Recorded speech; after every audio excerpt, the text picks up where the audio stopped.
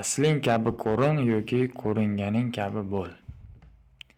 Jaloliddin Rumiy. Bugun 26-oktyabr soat 16:14. Yakshanba. Uy ishlarni qilib bo'lgandan keyin ro'zg'orda kamchiliklar to'ldirilgandan keyin hozir mana bozordan qaytayotganimda kechagi o'rtoqlarim bilan kech payt ko'rishganimdagi gap hayolimda ko'p yurdi-da. Kech o'tirdik do'stlarim bilan, maktabdagi o'rtoqlarim. Ular bilan shu kecha o'ylab qoldim, 20 yildan beri oshibdi. 20 yildan beri tanish ekanmiz. 21 yil. Ancha vaqt. Xullas, shu bitta o'rtog'im mavzu ko'tarib qoldi. Asling kabi ko'rin yoki ko'ringaning kabi bo'l. Juda dolzarb mavzu o'ylashim bo'yicha. Bu yerda hozir men kimdirni tanqid qilish yoki kimdir to'g'ri, kimdir noto'g'ri qilib yuribdi deyish maqsadida olmayapman bu videoni. Bu ko'proq o'zimga tashlanadigan nazar. O'shanda balkim kimdir ham o'zida uchragan holatlarni ko'rishi mumkin. Bu narsani tushunib yetish menga ham oson bo'lmagan. Yoshligimdan misol uchun o'sha qiziqishim bo'lgan, boshqa bo'lgan har xil motivatsion roliklar deysizlarmi, biznes kurslari roliklarimi, har xil kitoblardami yoki bir aqlliroq odam og'zidan chiqib qoladigan gaplarmi. Lekin ko'p eshitganmiz, sizlar ham ko'p eshitgansizlar. Budsa bo'y deydi. O'zingdagi bo'l. Lekin bu narsani qattiq bir analiz qilib tushunib yetish menda bir ma'lum bir vaqt ichida bo'lmagan. Umrim davomida deb o'ylayman, men shu yashab o'tgan umrlarim davomida shu hayol birinchi eshitganim bo'yicha quloqimga, miyamga qanday tushgan bo'lsa, shu bo'yi yillar davomida o'zim bilan olib yurib, bu narsa bir hayotimdagi pozitsiya sifatida shakllandi. Oson bo'lmadi bu. Qiyinchiligini ham sezmadim. Lekin hozir misol uchun eshitsam, kecha bu narsaga men ahamiyat berdim. Shu gap ko'tarilganda oddiy gapdagi eshitilmadi. Balkim shu narsa tomon ma'lum bir miqdorda kelgandirmiz. Endi men o'zim uchun ikkita narsani ajratib olganman, qaranglar. Mana misol uchun yoki shu videoni ko'rayotgan odam, misol uchun sani o'zingda mana shunaqa holat o'tgan bo'lishi mumkin. Agar bu fikrlarni o'ylab mulohaza qilgan bo'lsang, o'zingdagi bo'l deyishda ikkita narsani ajratib olish kerak degan fikrdaman. Birinchisi bu bizani ma'lum bir rollarimiz bor. Har xil jamiyatda, har xil bo'lagida qatnashayotganimizda ma'lum bir rollarimiz bor. Misol uchun, ota-ona bilan boshqacha muomala qilamiz. O'rtoqlaring bilan hazil-huzul qilgandek qila olmaysan. Nimaga? Chunki bu yoqda ota-ona degan hayiqib turasan, baribir hurmating bo'ladi, ularni yaxshi ko'rasan. Ular bilan misol uchun yana oila a'zoni ichida boshqacha rolda bo'lasan. Muloyim, yaxshi o'g'il, yaxshi aka, qo'ldan kelgancha, o'zingni majburlamagan holatda borligincha. Lekin baribir qanaqadir qolibdisan. Ishxonada misol uchun biznes rahbarlar xodimlari bilan muloqot qiladi. Shu biznesda ishlaydigan xodimlar bir-birlarini hamkasblari bilan muloqot qiladi.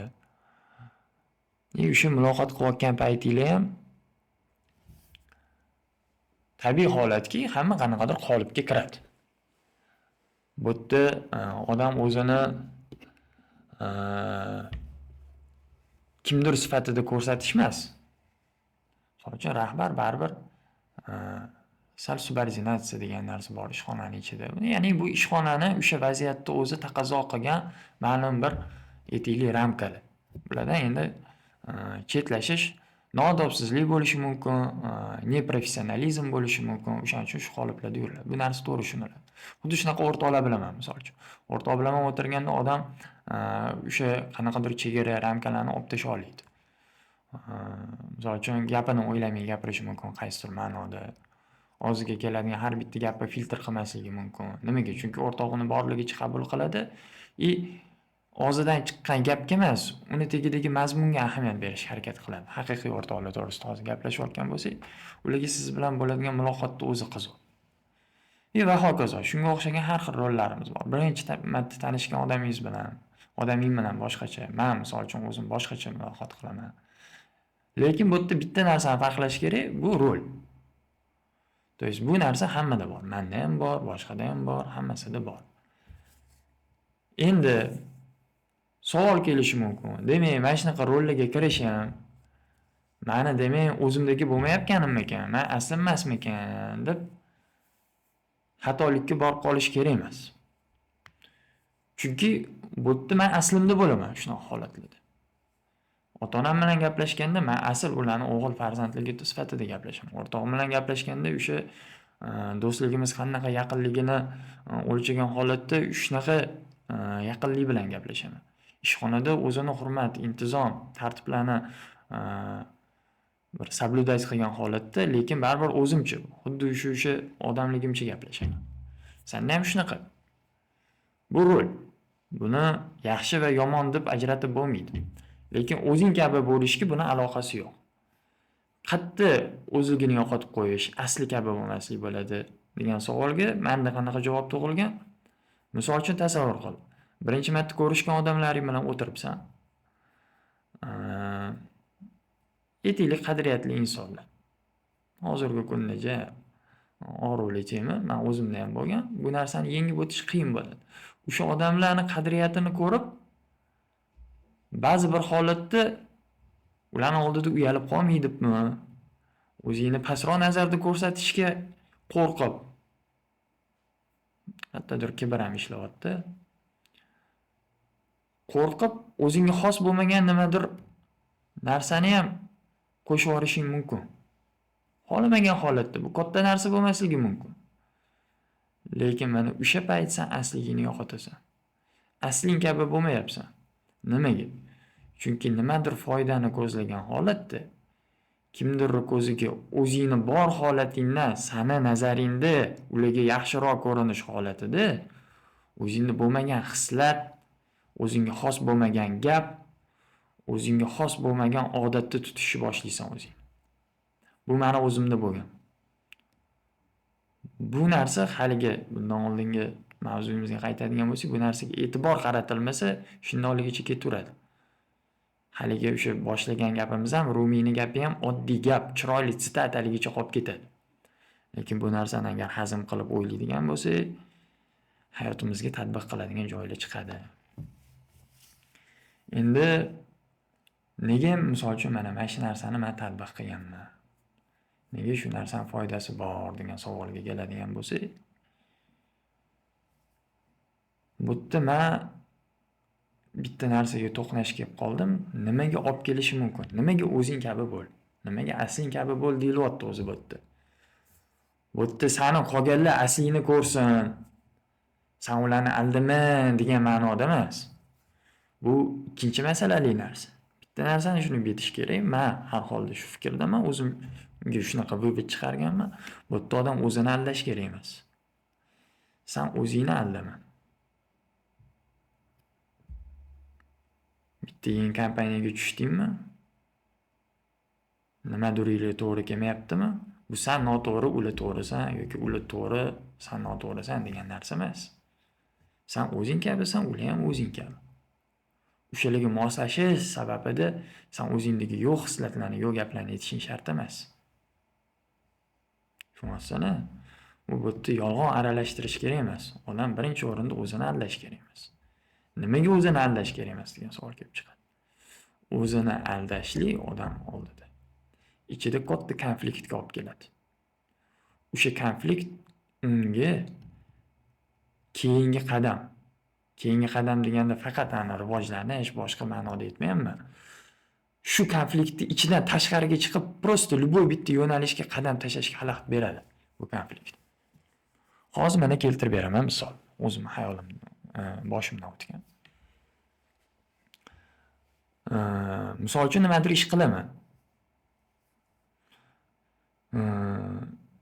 Kimdir dunyoqarashi bo'yicha u ish noto'g'ri bo'lishi mumkin. U narsaga dalil isbot ham keltirishi mumkin.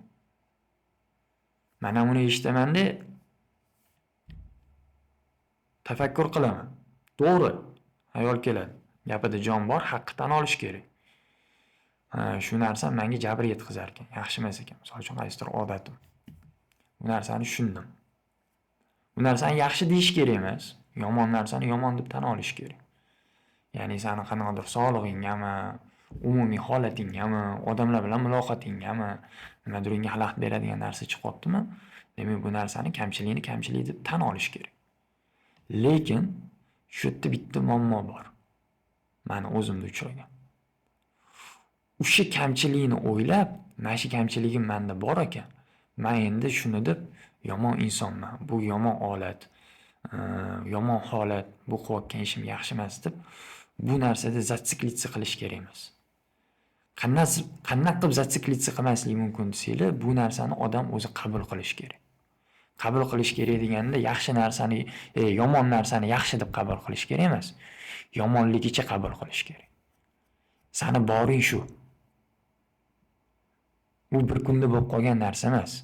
Sen umring davomida yashab o'tgan hayoting davomida sen shu shaxs sifatida shakllangansan. Bu narsani tushunib yetdingmi? Bu narsa seni bir kunda yo'qib qolmaganmi? Demak, bu narsani sendan yo'qotish ham bir kunlik jarayon emas. Bu narsa lekin o'sha narsani yaxshilash, yaxshiroq holatga olib kelishi birinchi qadami bu narsani qabul qilish. То есть yomon narsani faktligini qabul qilish. Ikkinchisida o'zingni shu fakt senda borligini qabul qilish. Bu narsa yaxshi ham emas, yomon ham emas sen uchun. Seni boring shu. Sen bu narsadan o'zingni kuyib, depressiya holati deydi. Shu ko'chada yuradigan men qatori bolalarga aytsam, mana hozir shunsa kerak, zagonga kirib ketib qoldi deydi. Bu yaxshi narsa emas. Bu narsani o'ylashlik boshqa narsani o'ylashlikdan to'sadi. Balkim buni o'rniga sen yaxshiroq narsalarni o'ylashing mumkin edi hozir. Aytaylik, sog'lig'ingni, qilayotgan ishingni, oilangdagi holatingni, o'ylaydigan, e'tibor beradigan, kuch qaratadigan, uni ustidan ishlaydigan sohalaring tiqilib yotibdi-da hayotingda. Lekin sen o'zingni mashq xayol bilan band qilyapsan. Mana bu cheklov deyiladi. Miyaga o'rnatilgan cheklov. Bu juda katta cheklov. Bu narsani men o'zimda yengishni boshlaganimda miyadachi tasavvur qila olmaysizlar. Hani yelkandan tog' ag'dariladi deydi. Miyamdachi xuddi mana kompyuterni bilasizlar, korzinka bor-ku. Korzinkada bir bo'ladimi, bir yillab dokument yig'ilib ketadi-yu. Prosta udalit bosib o'rgansanlar, naqd ketib korzinkimda to'la bo'lgan rasm chiqib qoladi. Bundan bir ichiga kirsang, 2 yil oldin o'chirgan narsang ham turgan bo'ladi-da. Kimdan qarab chiqsang, nimadir kerakmi, bu kerak emasmi deb bitta o'chirib yuborsang, top-toza bo'lib qoladi. Korzinani yopganingdan keyin rabochiy stoldagi ekrani ham korzinani toza bo'lib tursa, bir yengillik his qilasan-a? Hech narsa o'tgan yoki telefoningdan paymet to'lib qoldi deb kelaveradi-da. Bo'ladi, bor yarim yil ham odam ahamiyat bermaydi. Oxirida telefoni qotib, shu chidab bo'lmaydigan darajaga kelib qolganda, kimdan chekiradi, paymetida kerak emas narsalarni o'chirib tashlaganda, telefon yengil uchib yuradi. Buni blokka qo'yib, bitta eshik tarsda ochilib ketib, ichida hamma narsalar kirib, xuddi shu holat bilan men o'xshatdim. Miyamda mana shu narsani men joy-joyiga, polkalariga qo'yganimdan keyin miyada shunaqa bo'shliq paydo bo'ldi. Bu bo'shlig'ichi o'sha odam intilishi, qiziqishiga qarab yangi narsa bilan to'ldirsa bo'ladi. Balkim foydali narsa bilan, o'zi uchun, hayoti uchun, kasbi uchun. Nima deyotganimni tushunmaysan, men hozir senga aytayapman, men o'zimga aytayapman bu narsani. Sen deb aytayapman. Chunki bu video birinchi o'rinda meni o'zimga eslatma. Balkim kimdir ko'rar, kimdir umuman qiziq emas bu o'zi. Ertaga shu men 10 yil o'tib ham shu YouTube'da saqlanib qolsa, bitta kirganimni mana datani aytdim, kunni aytdim, o'zimni ochib qaraganimda, ha, mana shunaqa payt demak o'sha xayol kelgan ekan degan narsa uchun. Lekin sani o'zingga ham foydali bo'lib qolishi mumkin. O'rtoq sifatida gapiryapman, do'stim sifatida. Kim ko'rayotganidan qat'iy nazar. Xuddi kechagi o'rtoqlarim orasida 20 yildan beri tanish o'rtoqlarim orasida qanday gapirayotgan bo'lsam, kimdirga gapira olmadim lekin shu gaplarni. Ko'tara olmaydigani bor-da. Lekin bu yerda ko'taradigan odam ko'radi. Shunaqa gaplar, do'stim. Bu narsani ko'rish kerak, o'ylash kerak. Qiziq. Asling kabi ko'rin yoki ko'ringaning kabi bo'l. Juda ko'p joyga eshiklarni ochib qo'yadigan kalit ekanda bu. O'zini qabul qilish. Hamma ham ideal emas-da. Shu narsani tushunish kerak. Hammaga ham avliyo bo'lib yashab ketish berilmagan. O'zi statistika bo'yicha oladigan bo'lsanglar ham, любой bitta sohada, hayotda nima yo'nalishdan qat'iy nazar, juda bir kichkina ma'lum bir protsent odamlar o'sha sohani zo'r bir namoyandasi hisoblanadi-da. Sochi tadbirkorlikni olsanglar-da, men shu narsada ko'proq sifraga ega bo'lganim uchun aytaman. Mana o'zinglar ham bilasizlar, bu faktlarni eshitganlar bo'lsa, oranglarda, sallada bo'lsa, qiyin bo'lyapti-da. O'rtog'imga murojaat qilayotganim esimdan chiqib qoldi. Eslaringda bo'lsa, ahamiyat bergan bo'lsalaring yoki ko'rishgan, uchratgan bo'lsalaring bunaqa sifralarni bilasizlar. Shu dunyoni 1% finansiviy boyligi, materialniy boyligi, to'g'rirog'i 99 materialniy boyligi 1% odamga tegishli-da. Endi 1% hozir 2-3% ga yetib qoldi-yu, o'pshi bir miqdorda oladigan bo'lsang, o'sha 99% ichidagi ham juda katta bir miqdori 1% ga baribir tegishli. Undan ham yana bir katta miqdor, undan ham kam foizga tegishli-da. To есть har bitta misol uchun mana biznes etaylik, wealth creation deydi, ya'ni o'sha qiymat yaratish o'yini deb oladigan bo'lsak, shu biznesni juda kam bir miqdoridagi odamlari shu wealth creationni juda bir olamshumul darajaga olib chiqqanda, Elon Musk, Jeff Bezos, yana shu misol uchun Saudiya Arabistoni agar davlatlar miqyosida oladigan bo'lsak, ulardagi cash, ya'ni o'sha naqd pul miqdori u ofitsialniy daniylarda hech qanday figurировать qilmaydi, lekin juda ham qo'rqinchli sifralarda. Ya'ni ani tеневой biznesda yuritadigan milliarderlar bor, nominalni qanaqadir 14 milliard, 15 milliard qilib ko'rsatib qo'yishadi-da. Lekin biladigan odamlar biladi, ularni misol uchun 100 milliard, 200 milliard, 300 milliarddan ham oshiq nelegalizovanный pullari bor-da. Mana shunaqa odamlarning oladigan bo'lsang, shu narsa mana juda kam miqdor odam o'sha sohada juda katta ta'sir ko'rsatishi, bu hamma sohaga tegishli. Artistlar, ya'ni san'at namoyandalari, rassomlar, shoirlar, misol uchun nechta shoirlar bor-da, lekin Abdulla Oripov, Erkin Komilovga o'xshagan yozuvchilar, Erkin Komilovmidilar, hozir noto'g'ri e'tiborgan bo'lishi mumkin. O'zbek adabiyotini juda yaxshi bilmayman, lekin shu esimga kelganlarni aytaman. Misol uchun Lev Tolstoy, shunga o'xshagan yozuvchilar u fenomenalniy-da. Schopenhauer, shunga o'xshagan yozuvchilar u juda kam chiqadi, lekin yozuvchilar tiqilib yotibdi. Xuddi shunaqa aktyorlar, misol uchun biladigani, ko'rsang ta'sirlantirib oladigan, video oladigan ish qilib, har bitta sohada shundayni gapimni. Har bitta sohada o'zini yorqin bir namoyandasi bo'ladi, lekin bu degani bu sohada boshqa odamlar yo'q degani emas. Shuning uchun tadbirkorlik bilan shug'ullanadigan odamlar soni juda ko'p. Rassomlarning soni juda ko'p, aktyorlarning soni juda ko'p, ashulachilarning soni juda ko'p. Hammasi o'zini o'rni bor. O'sha o'rinni tushunib yetish kerak-da. Mana nimaga gapiryapman bu gapni. Hech kim bilan solishtirish kerak yo'q-da o'zini. Hammani o'zini hayoti bor.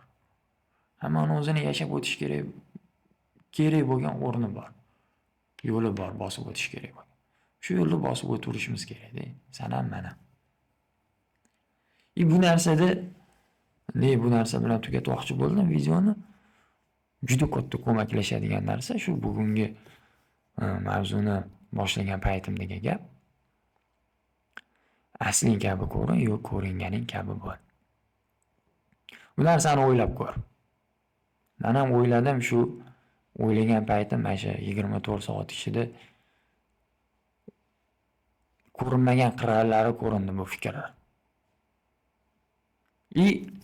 Nega bu narsani men videoga olib chiqishga qaror qildim? Chunki dunyoga qarashni o'zgartiradi-da bunaqa fikrlar. Dunyo qarashni kengaytiradi. Mana bitta tarafdan bundoq qarab turgan bo'lsang, tasavvur qil, mana shu kameradan ko'ryapsan-da. Shu fikrni agar hazm qilsang, tasavvur qil. U yoq burchakdan bitta kamera ochiladi. Bu yoq tarafimdan ko'rishni boshlaysan. Xuddi shunaqa dunyoga bo'lgan ko'rinishni ham o'zgartiradigan fikr. Shuning uchun buni sen bilan bo'lishkim keldi. Shunaqa do'stim. Yana bir qiziqroq fikrlar kelib qolsa, albatta shu kamera oldiga qaytib kelaman. Ko'rishamiz.